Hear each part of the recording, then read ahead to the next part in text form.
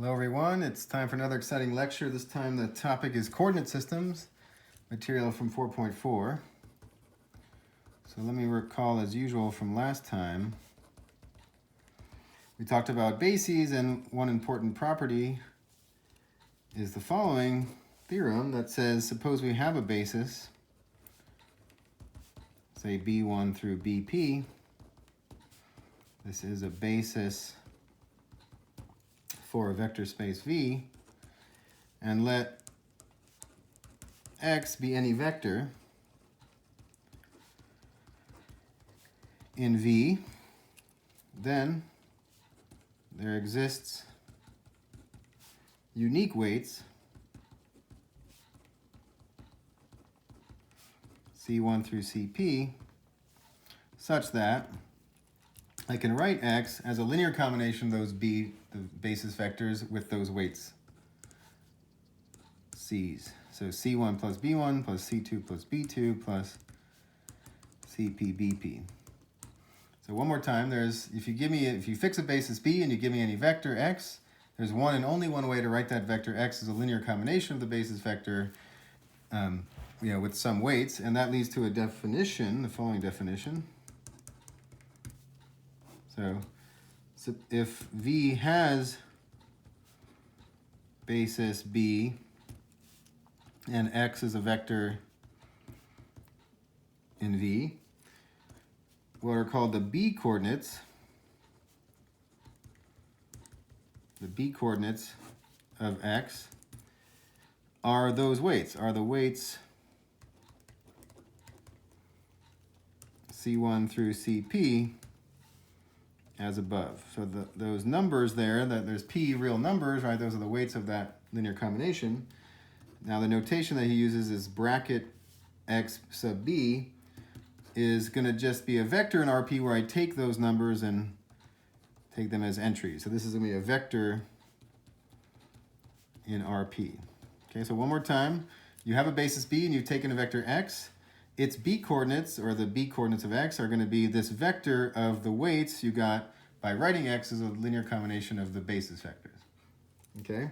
Now what did we do here? We started with a vector X and we spit out a vector in RP. The vector X was in V.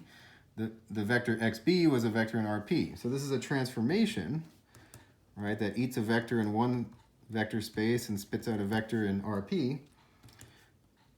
So this is a transformation from V to RP given by X goes to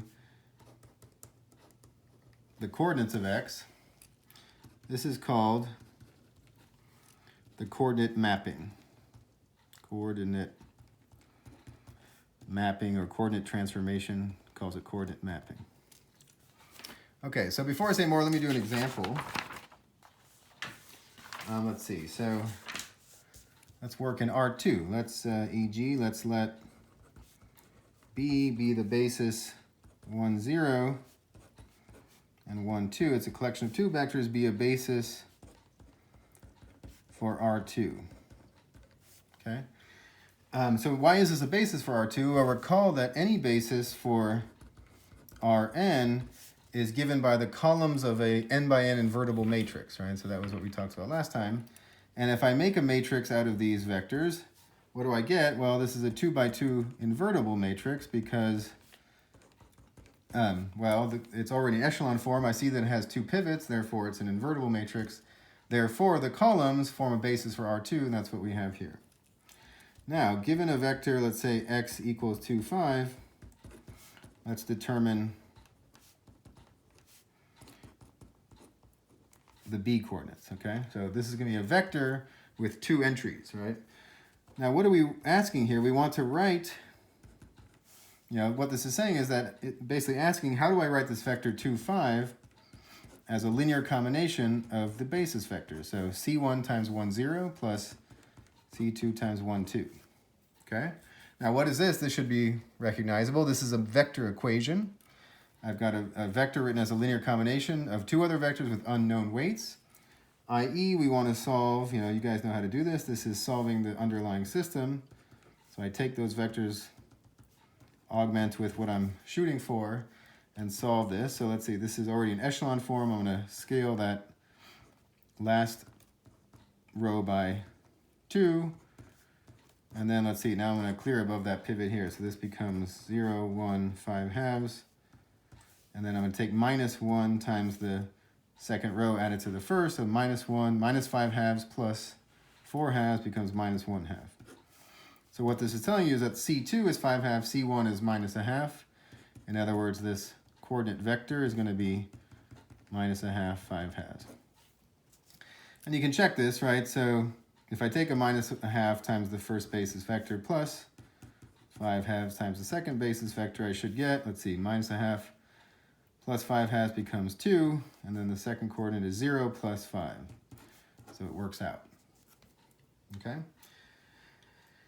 Okay, so let's see, before I say anything more, I want to let me do some movie magic here. I want to bring in my pre-sketched drawing here that says I want to think of a basis as defining a kind of, let's say, quote-unquote graph paper. And this is kind of what you mean when, in other words, another way to think of what are called coordinates or coordinate system. So I guess coordinate system is kind of what I think of as a graph paper. Okay, so what do I mean here? Let's see. So before we were looking at the vector 2, 5. Now in the old days when you thought of 2, 5, right? I hope you can see this. There's the graph paper underlying this picture I have.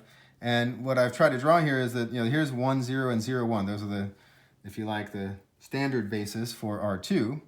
And when I wanted to write 2, 5, well, of course, you wrote that as 2 times 1, 0 plus 5 times 0, 1, right? So if I wanted to write 2, 5, I would go 2 over here and then up 5. 1, 2, 3, 4, 5, right? And that's this guy here. So this, let's see if this is the vector that's 2, 5. Okay? But now in the new coordinate system, I know that this also equals, let's see, what was it? It was minus a half times 1, 0 plus 5 halves times the other basis vector, which was 1, 2. So the basis consisting of 1, 0 and 1, 2 is what I've drawn in blue here. So if you can see, the parallelograms I have here, right, are determined by, well, here's the origin. I have a 1, 0 here and a 1, 2 defining the other side of the parallelogram. And if I take integer linear combinations of the two, I get these parallelograms of, defining a new kind of graph paper. Okay, and the idea now is that when I want to write the given vector 2, 5, well, I know that there's one and only one way to write it. And geometrically, what I'm doing here is just taking the steps on the graph paper, which should remind you of a homework problem we did now maybe a month or 2 ago. But what is this saying? I'm going to take minus a half in this direction, so minus a half of this first kind of parallelogram, and then 5 halves of the other kind of step. So I'm going, minus a half. Let's see if I can draw here. So minus a half here, and then 1, 2, and a half, and I get to where I want to be. Okay, so again, I've represented that vector 2, 5 as going minus a half of the first basis vector, and then 1, 2, and a half of the other basis vector. Okay, so that's one way to think about bases. And these coordinate systems are allowing you to think of any vector as a unique linear combination of those basis vectors. Okay, so now, again, suppose B is one more perspective on this. Suppose B is a basis for V. And let me write this as the basis as B1 through B dot dot dot through BP again. Then what I can do is make a matrix out of these guys, right? So I can take PB as B1, B2, Bn. Well, let's see. So here I actually want my vector space BRP. And because I want to make a matrix, that won't make sense if I have just a, abstract vector space. But let's suppose V is RP. I can make this matrix. And I notice now that when I write X as C1, B1 plus, all right, as you know, I can write a vector x as a linear combination of those guys, this should be p as well, then what is this saying? That x is equal to this linear combination if and only if x is equal to this matrix times those numbers, right? So this matrix PB times the vector C1, C2 through CP. All right, that's just the definition of matrix times vector, is that it's, you get, right, the linear combination with weights given by the vector and with vectors given by the columns of PB. But the C1 through CP was the same as what we called x, the b coordinates of x, right? So what is all this saying is that I can actually now solve. So note that PB is invertible, right? Because as we said, if I have a basis, that's the same thing as having an invertible matrix. So what this, the punchline here is that I can think of x b, I can multiply by the inverse, right? So this will be PB inverse of x. Okay, so one more time, if I have a basis for the vector space V, write it as B1 through BP, make that into a matrix, and that matrix be invertible, and I want to notice that if I write a vector x as a linear combination of those basis vectors, that's the same thing as writing x as that matrix times this b coordinate vector. Well, since BP is invertible, I can apply, where did I get this? This is since I know that x